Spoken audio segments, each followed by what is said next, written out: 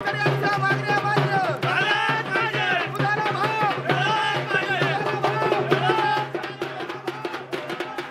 भाववाढीसाठी तसेच भाकड जनावरं सांभाळण्यासाठी तहसीलदार कार्यालयावर गाया बांधून आंदोलन करण्यात आले। पश्चिम महाराष्ट्रामध्ये दुधाचा प्रश्न अतिशय गंभीर बनलाय।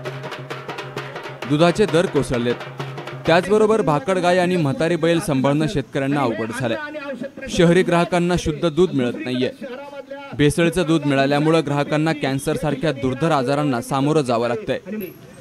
या पार्श्वभूमीवर प्रहार संघटनेच्या वतीने आमदार बच्चू कडू यांच्या मार्गदर्शनाखाली राज्यभर तहसील कार्यालयावर गाय बांधून आंदोलन करण्यात येत आहे।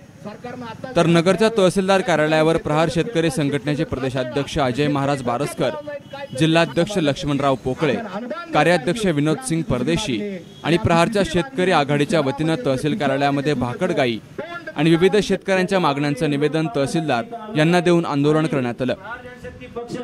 आज आम्ही नगर येथे तहसील कार्यालयात सगळे शेतकरी बांधव व अपंग बांधव व आमचे मार्गदर्शन अजय महाराज बारसकर महाराष्ट्र राज्याचे प्रदेशाध्यक्ष आम्ही सगळे इथं भाकड गाय घेऊन उपस्थित आहोत आणि इथं तहसीलदाराला आम्ही हे आपली भाकड गाय आज मुफ्त आमच्यातर्फे पूर्ण जनशक्ती पक्षातर्फे मोफत देण्यात येत आहे आणि तहसीलदार साहेब आणि सगळ्या अधिकाऱ्यांना आमची मागणी आहे की ही गाय जशी तुम्ही घेतली आणि तुम्ही जसं म्हणतात शेतकऱ्यांना भरपूर परवडतं, तर आमची मागणी आहे तर साहेबांनो तुम्ही गाय घ्या आणि भरपूर पैसे कमवा।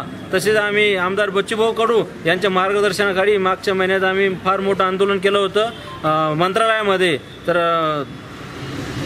महादेव जानकर साहेबांना पण आम्ही विनंती केलेलो आहेत, तरी आमची पुढची वाटचाल अजून येणाऱ्या 5 तारखेला फार मोठं उग्र आंदोलन होणार आहे। दूध डेअरी मालकांना सरकारनं अनुदान न देता प्रत्येक गाई म्हशीयावर प्रत्येकी 5,000 रुपये महिना अनुदान शासनानं द्यावं। भाकड जनावरं सांभाळण्यासाठी ज्याप्रमाणे गोरक्षण संस्थेला अनुदान दिलं जातं त्याप्रमाणे प्रत्येक शेतकऱ्याला प्रति जनावर अनुदान मिळावं। शहरी ग्राहकांना भेसळमुक्त दूध मिळावं म्हणून FDA अन्न भेसळ मार्फत भेसळ करणाऱ्यांवर छापे मारून त्यांच्यावर सदोष मनुष्यवधाचे गुन्हे दाखल करावेत, अशी मागणीही प्रहार जनशक्ती पक्ष आणि शेतकऱ्यांच्या वतीने करण्यात आली। या महाराष्ट्रात आणि देशामध्ये दुधाचा खूप मोठा गंभीर प्रश्न झालेला आहे। शेती व्यवसाय तर खूप मोठा धोक्यात आलेला आहे, शेतकरी आत्महत्या करीत आहे। परंतु आमच्या पश्चिम महाराष्ट्रामध्ये नगर, नाशिक, सोलापूर या ठिकाणी कोल्हापूरपासून दुधाच्या धंद्यावर आज शेतकरी टिकलेला आहे। दूध आम्हाला हक्काचं पेमेंट आहे, दुधामुळे आम्ही जगलेलो आहोत आणि आज दुधाचे जर भाव पाहिले तर 17 रुपयापर्यंत दुधाचे भाव खाली आलेले आहेत आणि शेतकरी उत्पादन खर्च दुधाचा 27 रुपये आहे। तोट्यामध्ये शेतकऱ्यांना हा धंदा करावा लागतोय आणि शेतकरी पूर्णपणे मोडकळीला आलेला आहे आणि म्हणून या ठिकाणी आम्ही तहसील मुख्यमंत्र्यांकडे निवेदन दिले तहसीलदारांच्या माध्यमातून की गायीचा धंदा आम्हाला आता परवडत नाही।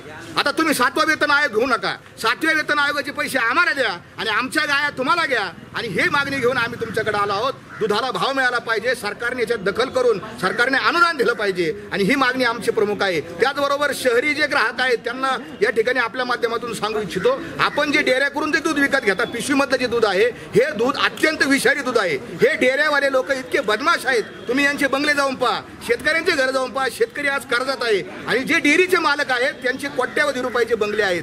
काय कारण आहे तर मधल्यामध्ये भेसळ करून हे लोक दुधामध्ये लोकांना ग्राहकांना विष पाजतात।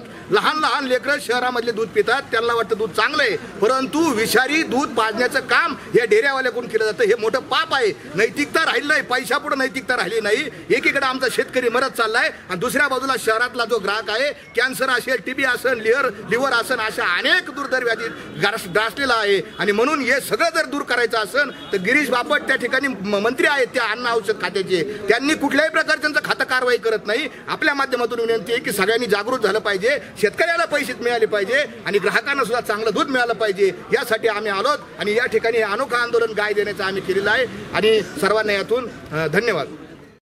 तर या प्रसंगी भाऊसाहेब मोडवे, विजय म्हस्के, बाबासाहेब महापुरे, बाहुबली वायकर, संतोष जाधव, किशोर सूर्यवंशी, संजय पुंड, संतोष जाधव, प्रकाश बेरड, डॉक्टर प्रमोद आळकुटे, संदीप नवगिरे, इंद्रपाल सिंह, सोमनाथ पवार, अजय सोलंकी आदी प्रहारचे पदाधिकाऱ्यांची उपस्थिती होती। दीपक कासवासी, न्यूज मराठी, अहमदनगर।